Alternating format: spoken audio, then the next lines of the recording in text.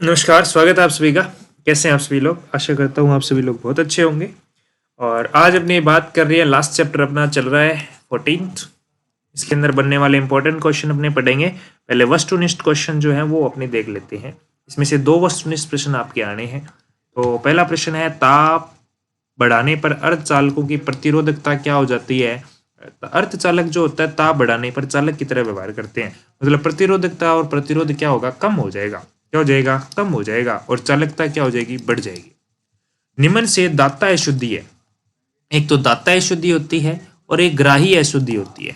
जो इलेक्ट्रॉन दान में देती है, ये तो इलेक्ट्रॉन देते हैं और ये इलेक्ट्रॉन क्या करते हैं? ग्रहण करते हैं। क्या करते हैं? ग्रहण करते हैं। ग्रहण करते हैं, ठीक है। और ये क्या करते हैं? डोनेट करते हैं। इनके पास ज्यादा होते हैं। एक तो पंचसंयोजी हो गई, एक त्रिसंयोजी। ग्राही मतलब इनको चाहिए, यानी ये त्रिसंयोजी होते हैं। त्रिसंयोजी होते हैं और ये 13वें ग्रुप के होते हैं। और ये कौन से ग्रुप के होते हैं? 15वें। वैसे इस क्वेश्चन को इतना ज्यादा लॉजिक लगाने की भी जरूरत नहीं है, आप सीधा कर सकते हो। एक तो आप लिखो बैंगन, आलू, गाजर इन थैला। एक लिखो कौन सा? कहे, शिव जी, सुनो। सॉरी, ये तो आपका 14वां ग्रुप हो गया ना, इसमें से तो अशुद्धि होती नहीं है। सॉरी, नेक्स्ट ग्रुप आता है इसके बाद में। ना पढ़ सब भी लिख लो, या नेपाल, पाकिस्तान, ऑस्ट्रेलिया सब बीमार। तो अब इसमें से देखो, एक जो है इनमें से या तो इन फर्स्ट वालों में से मैच करेंगे 3, और या सेकंड वाले में से मैच करेंगे। तो इसमें से देखो आर्सेनिक है, एल्यूमिनियम, बोरॉन, ये इंडियम। इसमें से इंडियम, आर्सेनिक, बोरॉन ये सब क्या कर रहे हैं? आपके मैच कर रहे हैं। बच गया कौन सा? आर्सेनिक। सीधा सीधा आंसर आ रहा है। आप ऐसे भी कर सकते हो, है ना। हाँ, तो टेंशन लेने की जरूरत नहीं है। एक क्वेश्चन को आप कैसे भी टैकल कर सकते हो, वो डिपेंड करता है आप लॉजिक से करते हो, बिना लॉजिक सीधा याद किए हुआ फिर भी कर सकते हो। पी प्रकार के अर्धचालक में मुख्यतः आवेश वाहक क्या होते हैं? पी और पॉजिटिव पॉजिटिव होल होते हैं। विद्युत रोधी पदार्थों के लिए ऊर्जा बैंड अंतराल का मान कितना होता है? 3 इलेक्ट्रॉन वोल्ट से कम होता है। 3 इलेक्ट्रॉन वोल्ट से क्या होता है? कम होता है। फिर अपस्टिक बायस में डायोड में प्रवाहित धारा किस कोटि की होती है? तो ये बहुत ही अल्प धारा होती है और माइक्रो एम्पियर होता है। अगर बायस में ये मिली एम्पियर। नेज चालकों में अपद्रव्य मिलाने से क्या होती है? इनकी चालकता बढ़ जाती है। नेज चालक को अपद्रव्य मिलाने से ये कौन से चालक बनते हैं? नेज शुद्ध होते हैं और फिर कौन से आ जाते हैं? अपद्रव्य चालक आ जाते हैं। डोपिंग की जाती है उनमें, ठीक है, 13वें या 15वें ग्रुप की। फिर है नेज अर्धचालकों में इलेक्ट्रॉन व होल की संख्या। नेज अर्धचालकों में इलेक्ट्रॉन और होल की संख्या बराबर होती है, जबकि एक तो पी टाइप हो गया, एक एन टाइप। एन टाइप में आपके number of electron less than होते हैं नंबर ऑफ होल, और एन टाइप में नंबर ऑफ इलेक्ट्रॉन ग्रेटर होते हैं नंबर ऑफ होल से। फिर अर्धचालक पदार्थों में अशुद्धि मिलाने की प्रक्रिया क्या कहलाती है? डोपिंग कहलाती है। क्या कहलाती है? डोपिंग, ठीक है। सॉरी। अगला क्वेश्चन जो है, अवश्य परत का निर्माण कौन सी धारा प्रवाह के कारण होता है? एक तो विसरण धारा, एक अपवाह धारा। तो ये होता है सिर्फ विसरण के कारण। किसके कारण? विसरण के कारण। नेज अर्धचालकों को पी प्रकार के अर्धचालकों में प्रवृत्त करने के लिए कौन सी समूह की अशुद्धि मिलाई जाती है? देखो, अब आपके संधि डायोड में प्रकाश विद्युत धारा नहीं बहती, अपवाह धारा और विसरणी बहती है, ठीक है। नेज अर्धचालक में पी प्रकार के अर्धचालक करने कौन सी समूह की अशुद्धि मिलाई जाती है?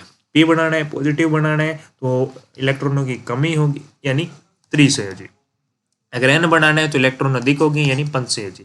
चतुर्संयोजी तो खुद सेमीकंडक्टर होते हैं। क्या होते हैं? सेमीकंडक्टर वाले होते हैं। एक डायोड प्रयुक्त होता है एसी को डीसी में बदलने में, डीसी को एसी में बदलने में, एम्पलीफायर के रूप में, या उपरोक्त में से कोई नहीं। तो याद रखें, एसी को डीसी में बदलने के लिए और डायोड का यूज करके उसको डिवाइस को क्या बोलते हैं? उसको बोलते हैं रेक्टिफायर। क्या बोलते हैं? रेक्टिफायर। डीसी को एसी में बदलने वाली डिवाइस को क्या बोलते हैं? Inverter. Inverter, okay. 0 degree kelvin पर अर्धचालक क्या होते हैं? कुचालक होते हैं। क्या होते हैं? कुचालक होते हैं। आगे देखिएगा, अगला प्रश्न है रिक्तस्थान। अपवाह धारा की दिशा विसरण धारा के विपरीत होती है। ताप बढ़ाने पर चालक की प्रतिरोधकता ज्यादा हो जाती है। संयोजी बैंड व चालन बैंड के मध्य ऊर्जा अंतराल क्या कहलाता है? वर्जित ऊर्जा अंतराल कहलाता है। चालकों के लिए वर्जित ऊर्जा अंतराल का मान 0 है, यानी अतिव्यापित होते हैं चालन बैंड और संयोजी बैंड। पीएन संधि निर्माण में विसरण धारा की दिशा पी से एन की ओर, पीएन संधि निर्माण में अपवाह धारा की दिशा एन से पी की ओर होती है। पी अर्धचालक के अर्धचालक में मुख्य आवेश वाहक क्या होते हैं? होल होते हैं। अर्धचालकों में सह संयोजक बंध उपस्थित होते हैं। पूर्ण तरंग दिष्ट कार्य में खाली स्थान डायोड काम में लिए जाते हैं। पूर्ण तरंग में 2 डायोड काम में लिए जाते हैं, अर्ध तरंग में 1 डायोड काम में लेते हैं।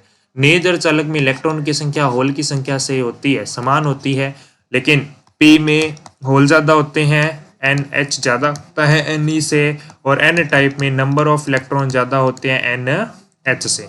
फिर है P व N प्रकार के अर्धचालक बनाने के लिए कौन कौन से ग्रुप की अशुद्धि मिलाते हैं? P में 13वें समूह की, N में 5वें समूह की। आगे अतिलघुत्वात्मक डोपिंग क्या है? चालकता के आधार पर अर्धचालक को परिभाषित करना है। कार्बनिक यौगिक अर्धचालक के उदाहरण आपने बताने हैं। उसके बाद में आपका प्रश्न आ जाता है संयोजन बैंड के ऊपर स्थित बैंड कौन सा होता है। फिर अर्धचालक में संयोजकता बैंड व चालन बैंड में कितना ऊर्जा अंतराल होता है। फिर प्रश्न है N व P प्रकार के अर्धचालकों में मुख्य आवेश वाहकों के नाम बताइए। मुख्य आवेश वाहकों के क्या बताने हैं भैया? नाम बताने हैं। फिर है सिलिकॉन व जर्मेनियम के लिए वर्जित ऊर्जा अंतराल कितना होता है। इसी के साथ में वर्जित ऊर्जा अंतराल के साथ में निरोधी विभव का मान भी पूछा जाता है। अंतक विभव या निरोधी विभव बोल दो, या आपके जो है आगे और आ जाएगा, क्वेश्चन भी आ जाएगा, वो देख लेंगे, तब देख लेंगे, ठीक है। पीएन संधि डायोड का चित्र। फिर अग्रदिशिक बायस किसे कहते हैं, पश्चदिशी किसे कहते हैं, दिष्टकारी क्या होता है, अर्धचालक डायोड के लिए VI ग्राफ कौन सा होता है।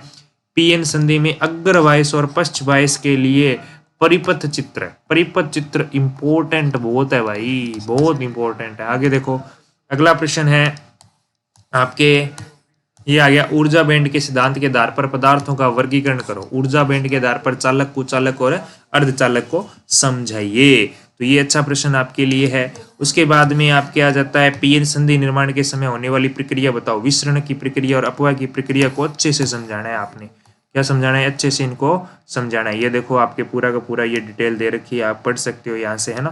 फिर है शॉर्ट में लिखना है तो यहाँ से लिख सकते हो, स्क्रीनशॉट ले सकते हो इसका।